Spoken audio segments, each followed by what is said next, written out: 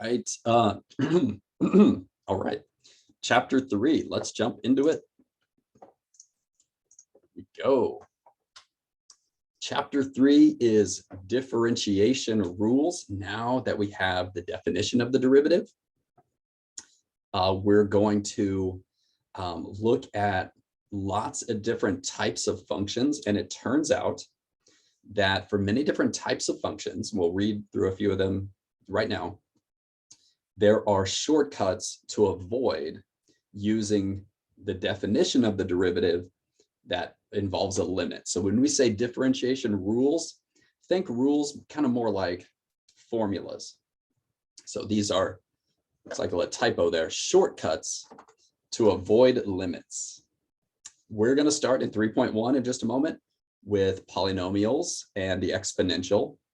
So we're going to develop a really fast way, shortcuts to take derivatives of polynomials.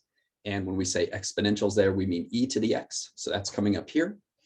In 3.2, we're going to do the product and quotient rule. So when we're multiplying two functions or when we're dividing two functions, there are formulas for the derivative there. Then you see next, trig derivatives. So we'll look at all 6 trig functions, find out what their derivatives are. Once we have that behind us, we can look at the chain rule. The chain rule, just looks at, it's kind of a, we'll see when we get there, right? But another derivative rule that will it's kind of a rule of rules in a sense. Sections 3.1, 3.2, 3.3, 3.4.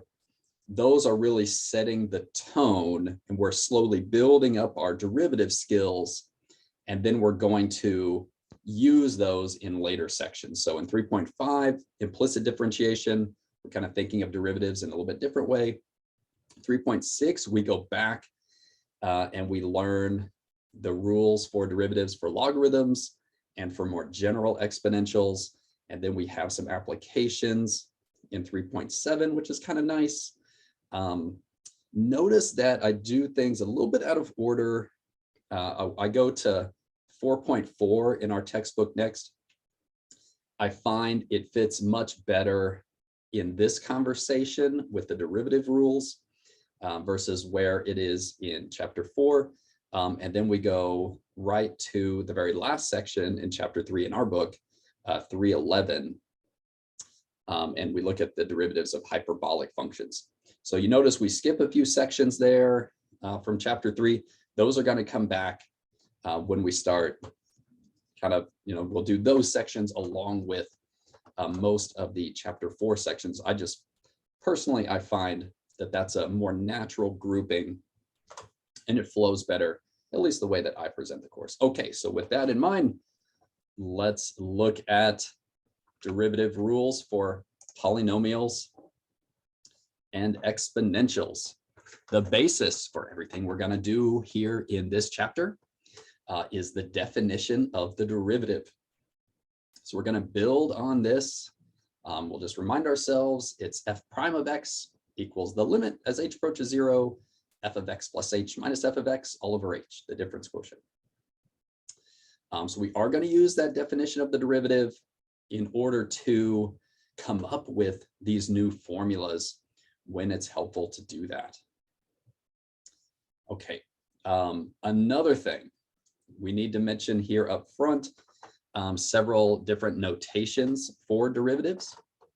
So far, we've only been using f prime of x, but we want to now highlight, there are lots of other ways we can represent a derivative. And so, different times, a different notation is more convenient. So let's look, okay, so if we're calling our function f of x, then we're probably going to call our derivative f prime of x. But sometimes we call our function by y, right? Y equals such and such. In that case, we might call our derivative y prime.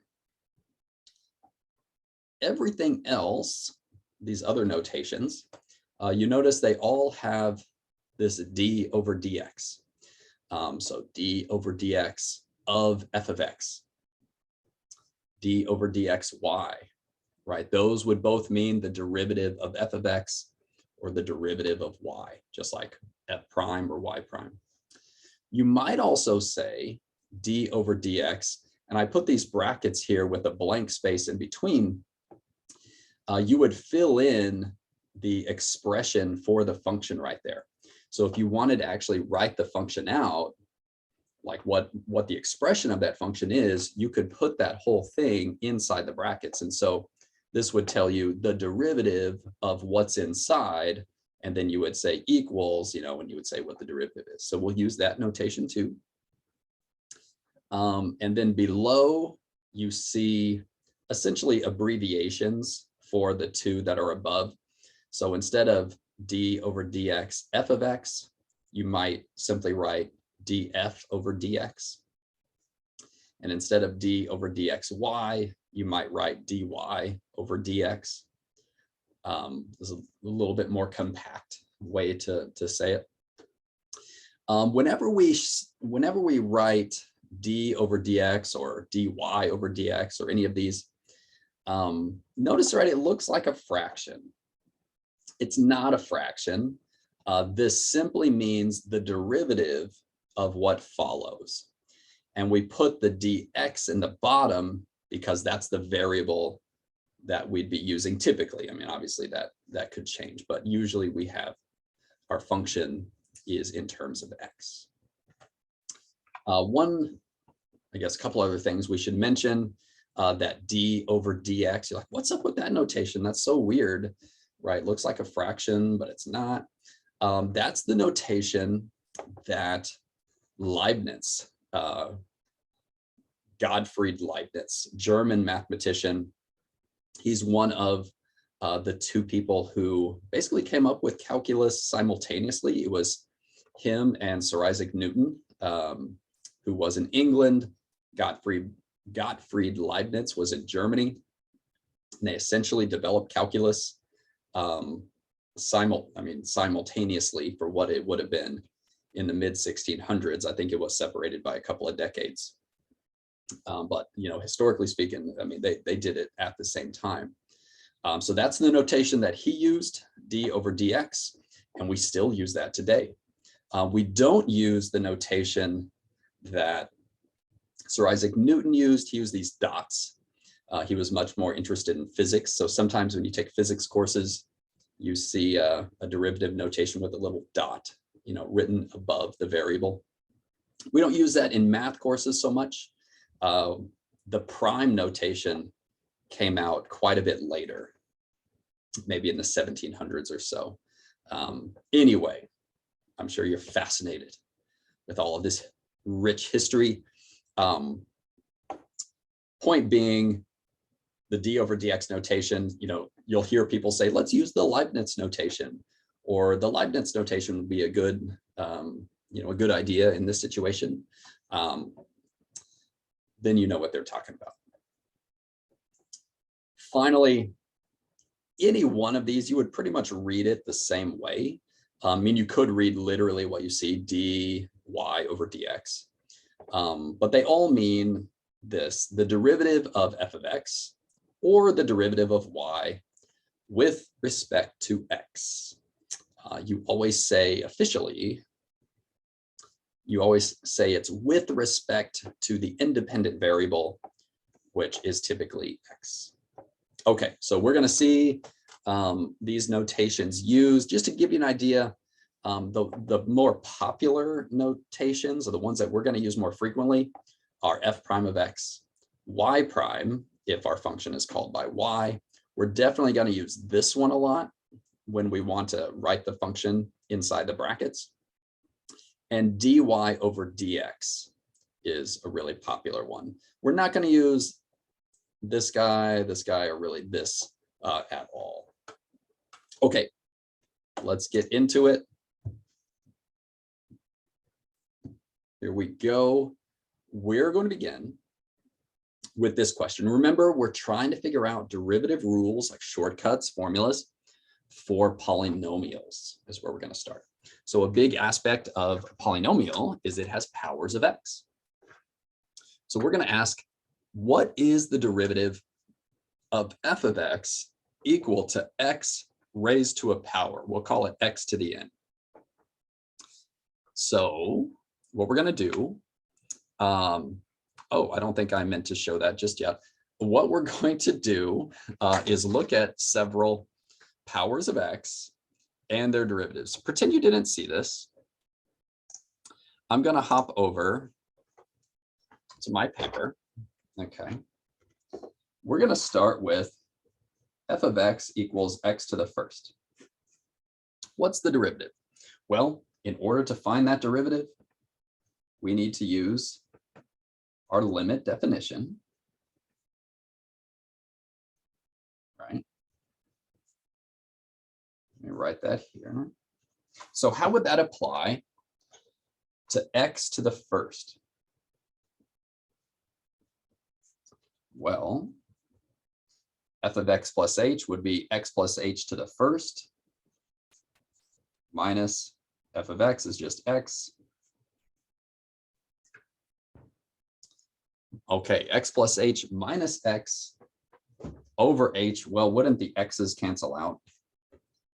And then what do you know? H over h, that reduces just to 1. And the limit, we didn't mention already, I think it's come up a couple times. If you're ever taking a limit of just a constant, a number, the answer is always simply that number that's like a horizontal line. So here we have the derivative f prime of x is equal to 1. We just found that the derivative of f of x equal to x is f prime equals 1. Well, we saw that on the screen a moment ago, but there's why. It kind of makes sense, right? If you were to graph that line, f of x equals x looks like this. It's just this line going up at 45 degrees. You know, if you were to look at the tangent line anywhere, right? If I was to plot a point and then draw the tangent line, since it's just a straight line, the tangent line is going to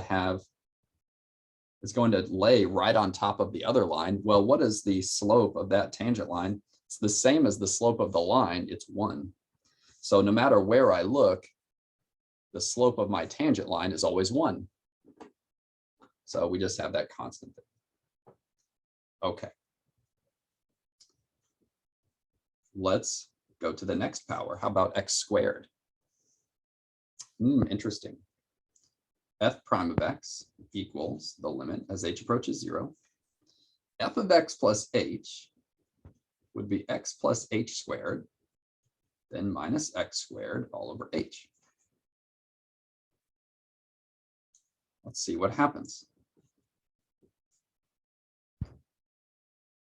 We FOIL, right? We've done this plenty of times. FOIL it out. Then minus x squared over h. X squares would cancel. The other pieces both have an h that could be factored.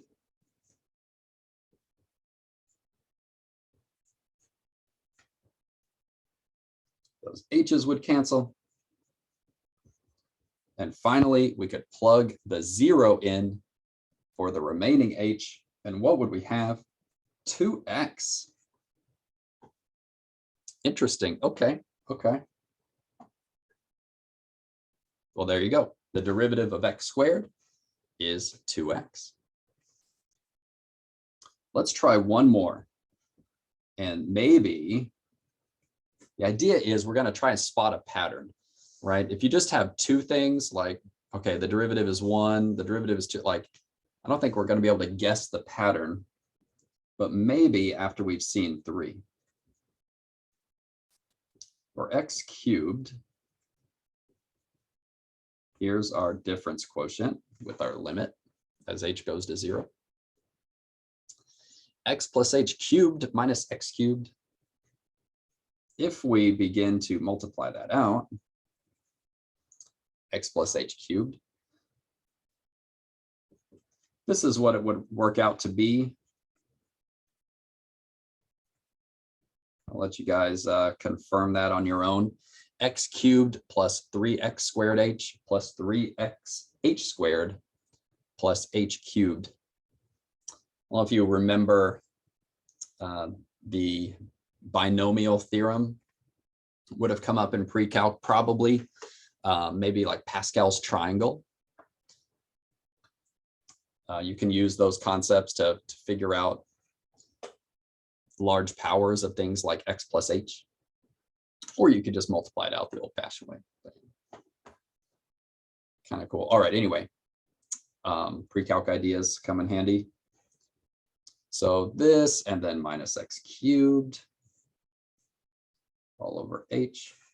So what's going to happen? X cubes cancel out, right?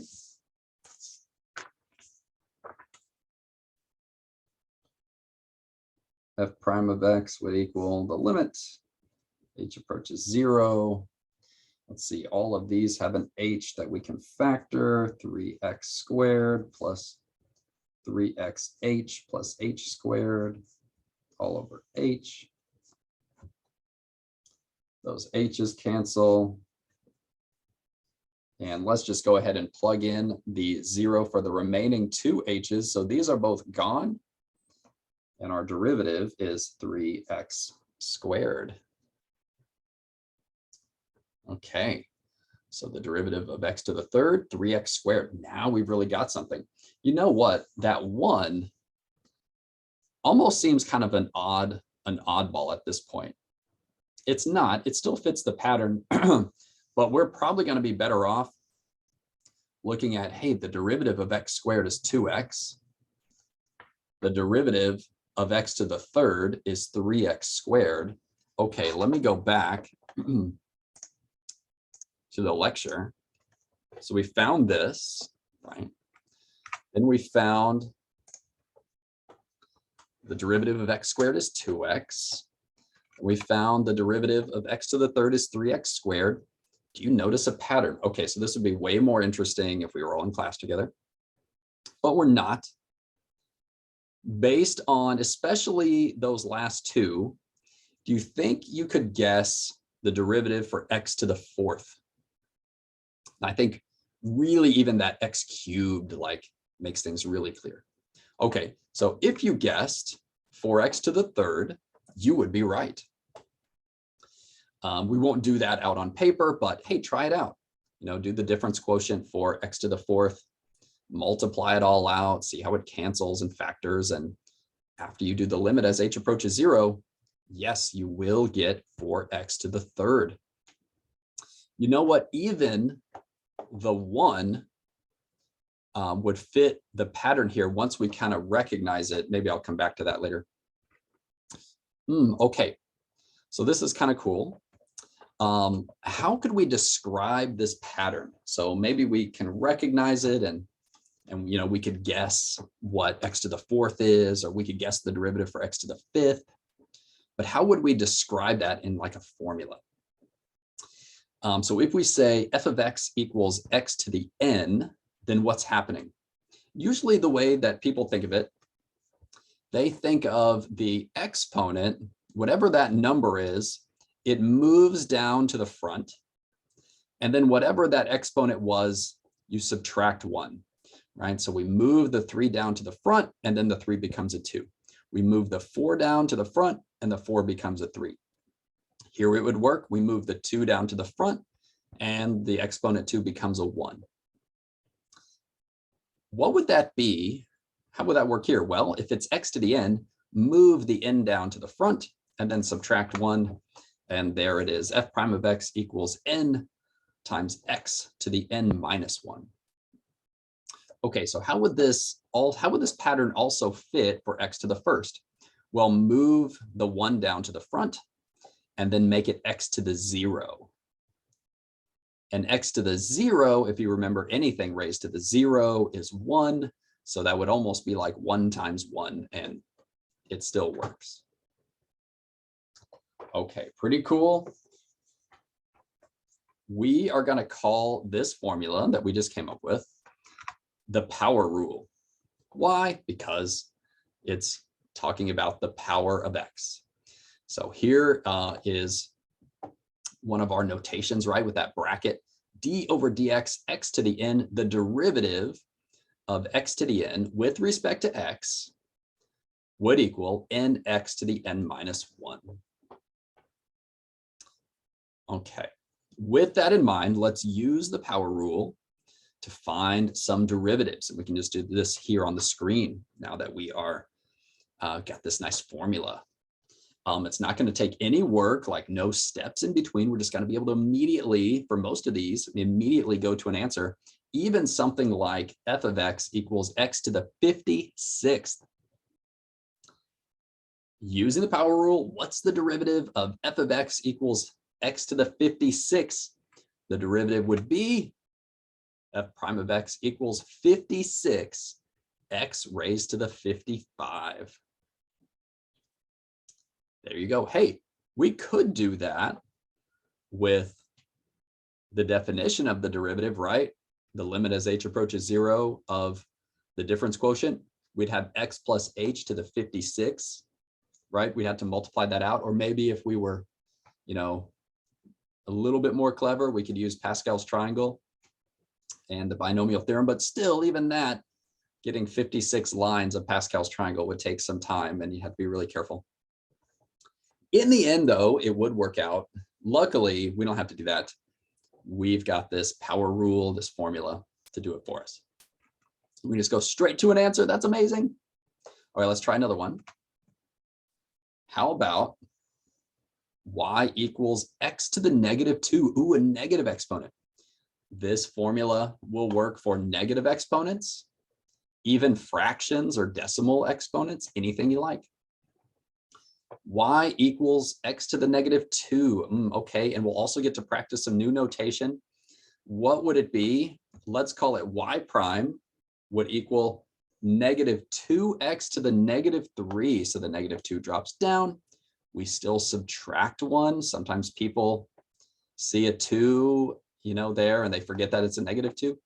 The negative 2 moves down. We subtract 1, so it's x to the negative 3. Pretty nifty. Okay, let's try another one. Okay, and using this notation with the d over dx in the bracket, x to the 5/2. What would this derivative be? Well, the 5/2 would move down in front, x raised, and then we'd have to subtract 1. 5/2 minus 1. What's it gonna be? 5 over 2, x to the 3 over 2. That's really nice. That would be a tough one with the definition of the derivative for sure, to the 5/2. Moving on, let's see a couple more, part D. Just kind of see what else, how else this will work, right? Positive, negative, fractional exponents. How about x to the natural log of 3? Okay, all right, well, it could happen. What's the derivative there? Well, the natural log of 3 is just a number, right? I mean, not really much different than 56. So we'd move that down to the front. We'd subtract 1. So here it is. H prime of x would equal the natural log of 3 times x raised to the natural log of 3 minus 1. Okay. And one more. This is a good one. How about y equals the cube root of x? It turns out that even radicals or roots of x, we can use the power rule. How is that? Remember that the cube root of x is the same as x to the 1/3. So think of it as x raised to the 1/3, and then we can use the power rule. How would this work? The derivative, the 1/3 would move down in front. Then we'd also have to subtract 1. 1/3 minus 1, what's it going to be? There it is. Oh, even a new notation. Let's call this derivative dy over dx just to mix things up. And that would equal 1/3 x to the negative 2/3. Pretty awesome. We can get it there in just one line. No work at all. Okay, let's stop here. We've done a lot. We're going to go further so we can eventually get full polynomials. Let's do that. Let's do that in the next video.